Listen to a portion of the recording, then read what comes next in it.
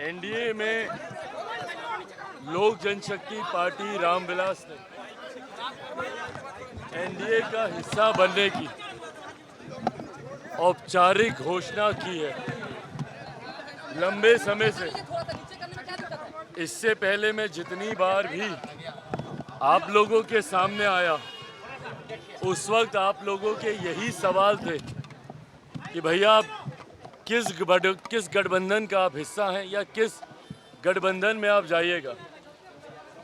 हर बार मैंने इस बात का जवाब दिया कि चुनाव के वक्त ही ये फैसला लिया जाएगा।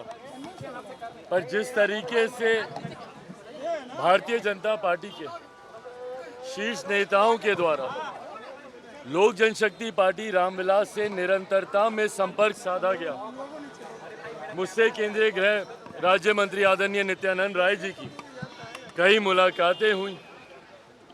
उन मुलाकातों में कई हम लोग की चिंताएं थी जिनको सम्मान दिया गया और उसके बाद केंद्रीय गृह मंत्री आदरणीय अमित शाह जी से मेरी मुलाकात हुई और उसके बाद भारतीय जनता पार्टी के राष्ट्रीय अध्यक्ष जेपी नड्डा जी से मुलाकात हुई। इन तमाम मुलाकातों में ना सिर्फ लोक जनशक्ति पार्टी रामविलास की जो चिंताएं थी उनको सम्मान दिया गया, बल्कि आने वाले 2024 और 2025 के चुनाव को लेकर भी रूपरेखा गठबंधन की तैयार की गई।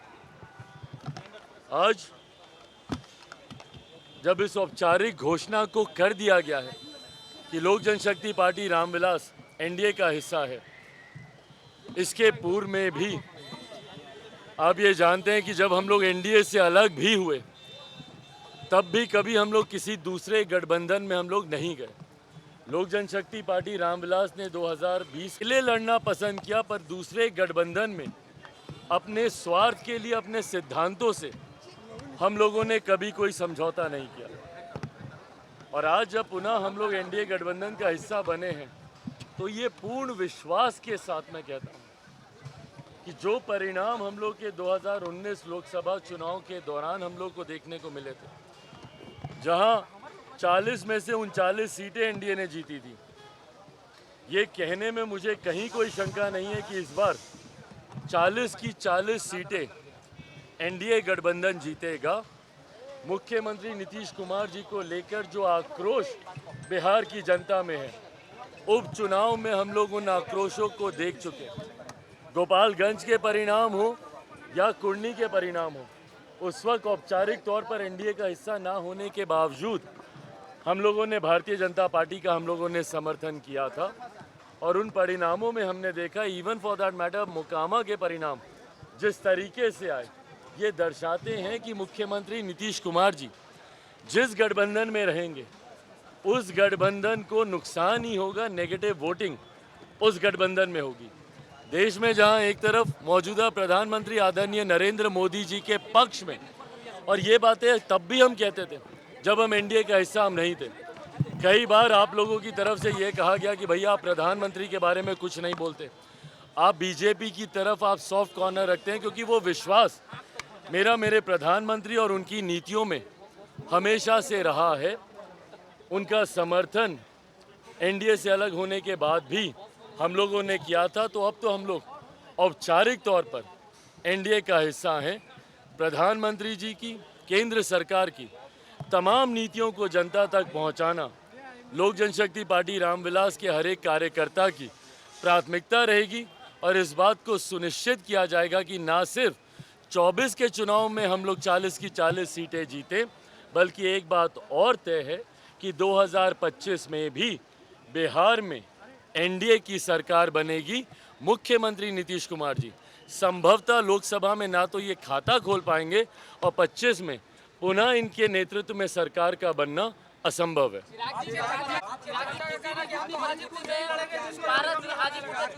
भाई देखिए, मैं एक बात मैं स्पष्ट कर दूं, आप जब किसी गठबंधन का हिस्सा होते हैं तो गठबंधन की मर्यादा ये कहती है कि तमाम बातें गठबंधन के भीतर जब तक तय नहीं हो, अगर गठबंधन के तमाम घटक दल ही इस तरीके से बात विवाद बात विवाद उत्पन्न करें, ये ठीक नहीं है। मेरी जितनी बातें हुई हैं गठबंधन के भीतर हुई हैं। किसी दूसरे को चर्चा करनी है तो सार्वजनिक तौर पर इस तरीके से चर्चा करने का कोई मतलब नहीं है। आप गठबंधन के भीतर जाएं, वहाँ पर अगर कोई आपसे बातचीत करता है तो वहाँ पर आप अपनी चिंताओं को आप उनके समक्ष रखें। इस तरीके से शोर हल्ला करने का लाभ किसी को नहीं। अरे प्रभु सुनिए, ये 2 साल पहले की बातें हैं। मैं बार बार इस बात को कह रहा हूँ कि हम लोग बहुत आगे निकल गए हैं। उनके बारे में इन 2-2.5 सालों में भी मैंने कभी कोई टिप्पणी नहीं की और ना मैं आज करूँगा। मेरी एक बड़ी लड़ाई है बिहार को फर्स्ट और बिहारियों को फर्स्ट बनाने की। मेरी कोई घर परिवार व्यक्तिगत लड़ाई नहीं है और एक बड़े लक्ष्य के साथ भाई हम लोग एनडीए गठबंधन का हम लोग हिस्सा बने, तो मुझे इन तमाम बातों से ना कोई फ़र्क पड़ता है। मैं बहुत आगे निकल गया हूँ भैया, ना मुझे फ़र्क पड़ता है, ना इन बातों पे मैंने कोई टिप्पणी की थी, ना करूँगा। मुझे बिहार आज की तारीख में भैया बेगूसराय में इतनी बड़ी घटना वहाँ पे घटी है। कल हमारे पार्टी के तमाम सदस्य वहाँ पर गए। आज की तारीख में बिहार को लेकर बहुत ऐसे ज्वलंत विषय हैं जिसको प्राथमिकता देने की ज़रूरत है। बेगूसराय की घटना कोई छोटी घटना नहीं है भैया। किस तरीके से बिहार को शर्मसार करती है वो घटना, दिखाती है कि अभी भी समाज में ऐसे असामाजिक तत्व हैं जो 21वीं सदी में भी ऐसी मानसिकता रखते हैं। भाई मैं सही गलत में किसने क्या किया नहीं किया ये जांच के विषय है ना, पुलिस कार्रवाई करेगी। पर इस तरीके से कानून को अपने हाथ में लेना और समाज को शर्मसार करना कहीं से उचित नहीं है। तो भैया कहाँ हैं मुख्यमंत्री हमारे? क्यों नहीं वो बोलते इन तमाम विषयों पर? क्यों नहीं वो संदेश देते तमाम ऐसी असामाजिक तत्वों को?